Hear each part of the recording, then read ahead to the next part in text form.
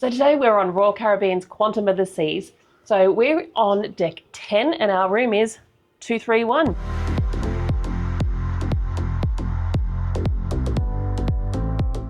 So as per always on Royal ships, your keys will be in your front pocket and there'll be as many people in the room there'll be keys for. All right, these ones are just wide, so let's get on in. Oh, I remember. Yes, we've got our virtual balcony. Oops, a bit close to you there, sorry. Oops. Sorry about that. Now this is new for us. We actually haven't had the virtual windows in a cabin before, so we'll come back to that in a moment, but that's very, very cool. All right, so let's go through. We're walking through for the first time with you guys. I think this is actually our first ever interior cabin on a Quantum ship. So interesting to see how this is. Always on the back of your door, you've got all your deck plans, tells you where you are, what your muster station is, and potentially could help people know whether to turn left or right. Directionally challenged, Deb. Okay, so you've got your aircon here. On these Royal ships, you must have a card in there to have the lights on, the aircon on, etc. So they've obviously put one in. Sometimes it comes with a card, but any kind of business card works as well as your cruise cards. All right, let's have a look at the bathroom. Okay, it's not an automatically stay open one. Come on in. We always love our Royal bathrooms in particular. Showers, plenty of room. I think I've done my chicken wing dance so many times in these, but you know, plenty of room all around to spin. Well, I don't suggest doing spinning in a rocking ship. But in there you've got your hair and body wash. I don't particularly like it for my hair. It's great. It's okay for a body wash, but I always just bring my own shampoos and conditioners. And you've got a little hooks inside the shower. Obviously, if you've got swimmers or things like that you want to hang up in your room, we'll obviously test out the pressure of the water and all that sort of thing and do that in our review at the end.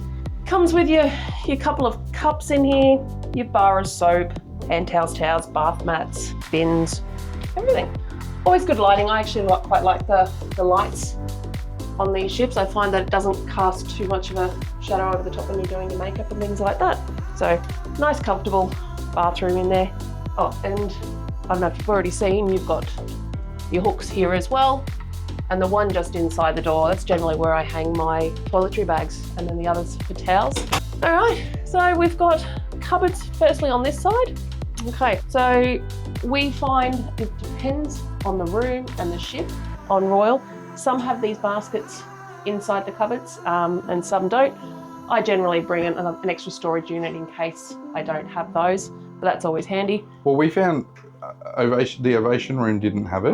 Didn't? Anthem didn't. Quantum is the first of the Quantum class, so maybe it was a feedback thing. Yeah, maybe it was.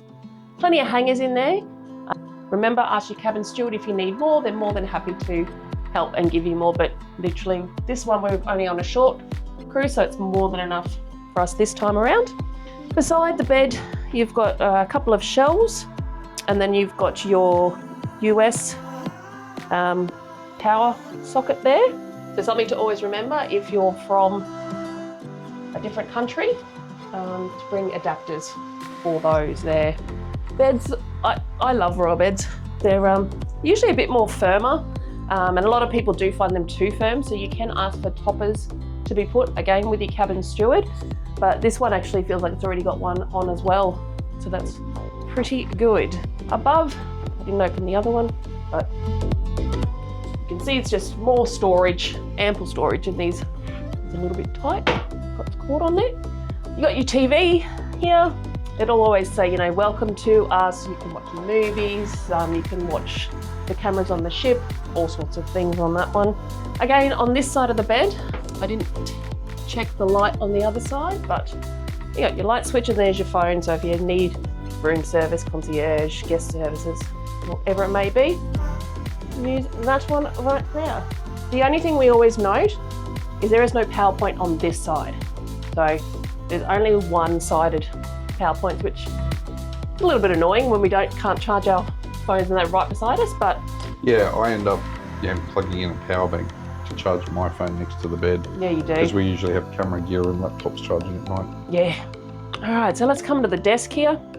Yeah, your light, that's for your ring light there. Don't really know quite how much it helps, but it's nice ambient light. 2 other US sockets here and your Euro, and then we've got 2 USB ports there. So lots of power storage there. But your little pull-out chair, we always like to mention to everyone that these desks aren't actually secured. So if you wanted to sit over on the lounge and have breakfast and bring the table over, these can actually move around. Nice little feature. And the good thing about that, I'm just going to show quickly, you just take the camera, Deb, is when you're sitting over there on the lounge, you can actually pull the TV out and angle it That's very over true. to the lounge. So you've got that angle there. You can watch something from the lounge, have breakfast, for example, or have a dinner. Or if you've got, it is a 3-berth or a 4-berth cabin and, you know, the kids are here or whatever it may be, they can at least lie in bed and watch a movie. That's it. All right, so we get tea and coffee This side. and milks. Obviously, you can ask your cabin steward to replenish those if you would prefer more. You got your hairdryer here and there and some tissues. And generally this is your room service menu. If you want to have room service or you want to get breakfast delivered, you can leave that out on your door at night. I think it's generally by about 3 a.m. or something like that. Yep. And then just more storage, again, plenty in here. And then you've got your little cooler box. That's got a little bit of coolness in it, which is nice. Sometimes we find that they're a little bit warm, but again, it's not a fridge. So we always just say that it's just a cooler box. But sometimes they can get very hot in these cupboards. So if you find that's the case, just leave the door open for a little while and let that heat out of there.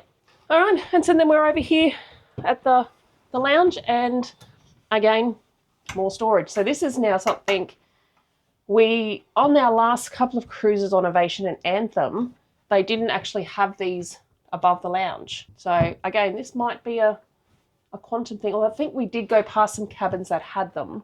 Yep. So I'm not sure what. Yeah, it seems to be more of a cabin thing. I'd say structural engineering type issues and things like that. Yeah, absolutely.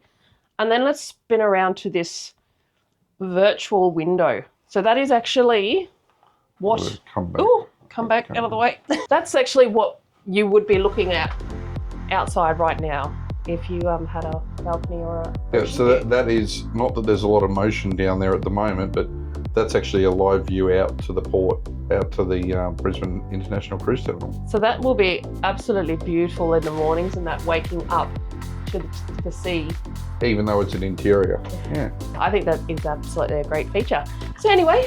sofa is not a pull-out, so this is a 3-berth room. That's exactly correct. And we're just around the corner, so we'll obviously around a bend in a corner. So we'll see how noisy that can get, but we will be in here for the next couple of days, and we'll do a room review at the end and let you know what we liked and what we didn't like. Either way. Yep. So do make sure you hit the like and subscribe button, and most importantly that notification bell, because that will tell you not only when we are releasing other videos, but also the cabin review tour from this cabin on Conference Sea.